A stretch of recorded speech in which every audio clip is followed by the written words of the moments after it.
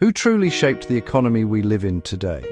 Is it the generation that built it or the one that inherited it? This is a question many people ask. It often creates a debate between two large groups, the baby boomers, millennials. To understand this complex issue, we must look at the facts calmly and clearly. We will explore the economic conditions each generation faced. We will examine the policies that were made. The goal is not to find someone to blame. Instead, the goal is to understand how we arrived at our current economic situation.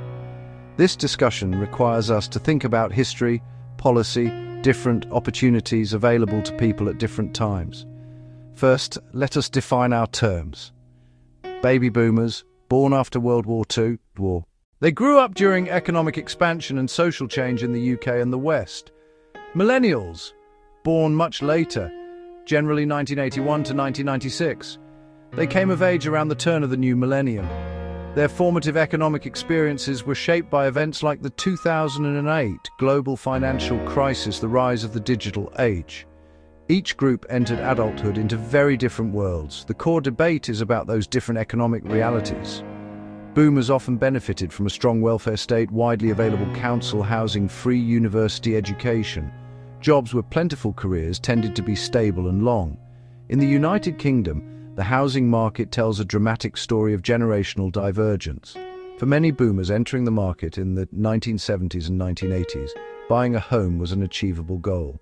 According to the Institute for Fiscal Studies, in the mid-1990s, the average UK house cost around 4 times the average annual salary. This made homeownership accessible to a large portion of the population on a modest income. This accessibility allowed an entire generation to build significant personal wealth simply through the appreciation of their property's value over time. Fast forward to the millennial experience, and the picture is starkly different.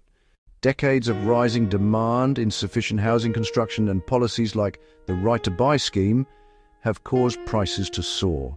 Today, the average house price can be 8 to 10 times the average salary, pushing home ownership out of reach for many young people and creating a generation of renters.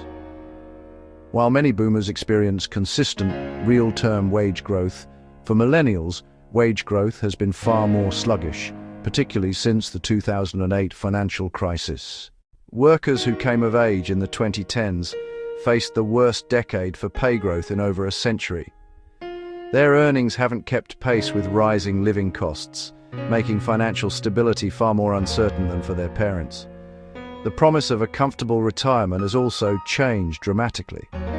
Many boomers benefited from defined benefit pensions where the employer guaranteed a lifelong income, carrying all the financial risk. For millennials, these are rare, replaced by defined contribution plans where the employee contributes and bears the investment risk. With defined contribution pensions, the final retirement income isn't guaranteed. It depends on investment performance, shifting the risk entirely onto the individual worker. Millennials must save more, while often earning less and navigating market uncertainties.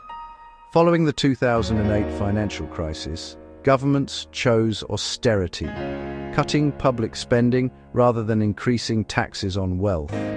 This has left younger generations with higher public debt and a less robust social safety net. Choices by boomer policymakers have had long-lasting fiscal consequences, shaping the economic landscape for millennials. The nature of work has also transformed. Many boomers entered a job market offering long-term stability, often staying with one company for their entire career. In contrast, millennials face a fragmented labor market defined by the gig economy and short-term contracts. This offers flexibility for some, but for many it means less security, fewer benefits, and an unpredictable income. Technological change and globalisation have reshaped the economic fortunes of developed nations. In the UK, the opening of global markets led to the decline of traditional industries like shipbuilding and heavy manufacturing, and the loss of well-paid, unionised jobs. The policy response was to embrace a service-based economy, creating wealth in finance, but leaving many regions behind. Millennials inherited this post-industrial landscape, with great opportunities for a few, but greater precarity for many. So, who is truly responsible for the current economic state? The evidence suggests that pointing a finger at a single generation is too simple. The reality is far more nuanced. It is undeniable that boomers benefited from unique economic circumstances: affordable housing, free education, secure jobs, that allowed them to accumulate wealth more easily than today's young people. Through collective voting, they supported policies, tax rules favoring property wealth, protections for generous pension schemes. These preserved advantages, sometimes at the expense of the young. It is unfair to frame millennials as passive victims without agency. They made different life choices in response to the environment they inherited. More pursued higher education than before. Many accumulated significant student loan debt, different consumption patterns, different lifestyle expectations, different approaches to work and family. These choices were constrained, but they were choices nonetheless. The blame narrative misses that both generations navigated their economic systems. Each made the best decisions they could with available information and opportunities.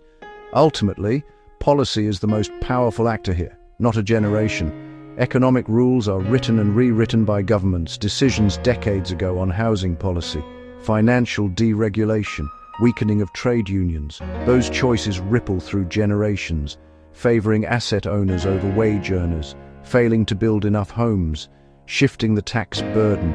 These policy choices shape the intergenerational divide. That brings us to the present and the future. Instead of blame, what do we do now? Unaffordable housing, wage stagnation, pension insecurity, climate change. These are pressing issues requiring collective action. They were created by choices. They can be fixed by new choices. The path forward needs shared understanding and political will for a fairer system.